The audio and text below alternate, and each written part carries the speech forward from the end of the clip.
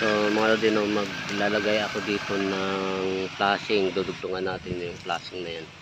So kasi ito, ang original dito ay ito lang, tong part na yan na may sarado, no. Yun yung binili nila. So binili nila yan na ganyan na. And then ito, in-extensionan ng ibang grupo. So ito naman yung ginawa ko dito, yung extension yan. So ngayon lalagyan natin ng flashing. So ito yung flashing na ilalagay natin. At dito sa halip na scaffolding, gamit na lang ako ng hagdanan.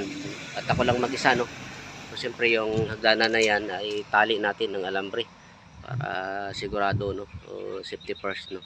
Dahil ako lang mag-isa, mahirap naman na malaglag tayo dyan at walang tutulong sa atin. So sa trabaho kailangan paniguraduhin yung safety, no, bago gumalaw. So yan, so kakabit na natin to. So mga lodi, ito yung masakit na sitwasyon. So yung ating flashing na luma, yung nandiyan na, ayan, no, maliit. Yung dumating ay malapad ito, no. Ayan, o, mga 2 cm ang lapad. So hindi natin pwede ikabit yan dahil halatang halata, ano. So sana sa mga nagbibend nito, no, kung ano yung sample, yung sana ang masunod. So ito isa sa mga mga pinagkuhanan natin ng sample. So ayan. So ayan, no, napakalaki. Napakalaki ng diferensya. Kaya ang gagawin natin diyan ay apat naman ang itong flashing na to, apat. Ano na lang natin diyan. Tapal na lang natin lahat yung apat yan para matakpan na tong luma. Then ito magpabind na lang ng panibago. Wala tayong magagawa.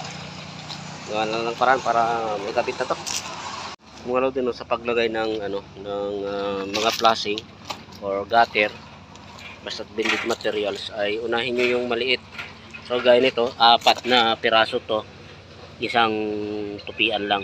So yung kunin natin muna yung nasa loob kasi ito yung pinakamaliit, para pag nagkabit tayo, patong na lang tayo ng patong. So mga lodi, no, habang pinipiting natin tong bagong flashing ay padami ng padami yung magiging trabaho natin. Dahil yung profile nitong nauna ay malayong malayo dito sa sa bagong dating. So although na pwede sana natin itapal na lang, hindi na natin tanggalin yung luma. Ang problema, yung nasa ilalim niyang tupi ay talagang malayo, no, hindi obra talaga. So gagawin natin ay tanggalin yung flashing na yan. Totally tatanggalin natin kasi isa't kalahati lang naman yan tanggalin. And then pati yung na yan, yung sign ay tatanggalin kasi doon nakapatong yung so dumami yung trabaho natin dahil sa maling materials.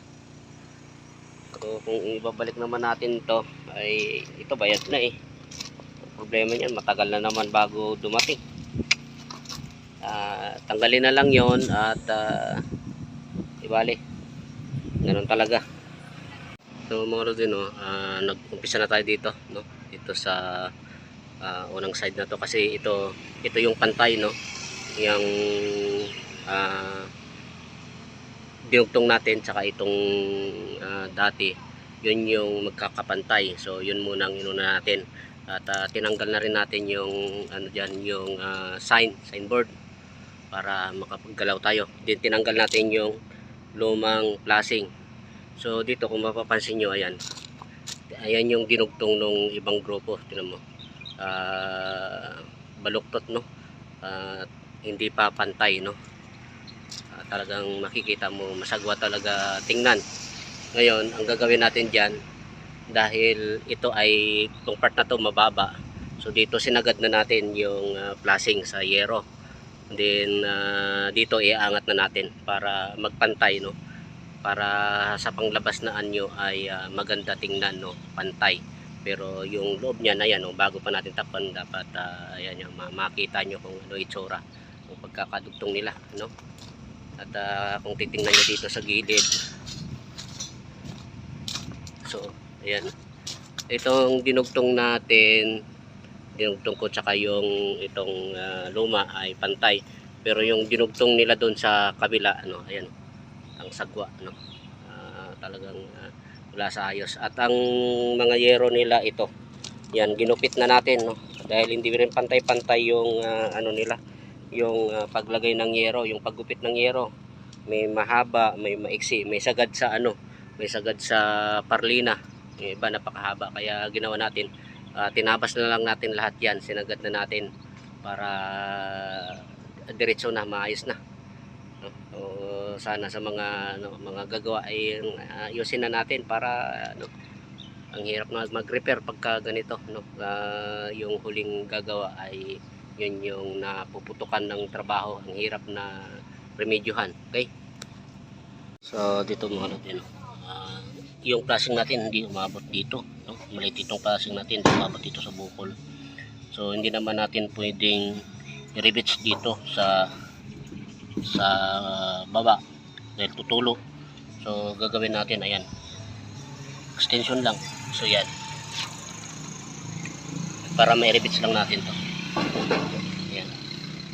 E kung dito sa baba nito, dito ay ang mangyari niyan ay tutulo. Siyempre rivets yan, binutas natin. Pag pumasok tubig yan, talagang tutulo. So yan lang diskarte natin. So ayan mga lagi, no, natapos natin. Ibalik na natin yung signboard at yung mga ilaw.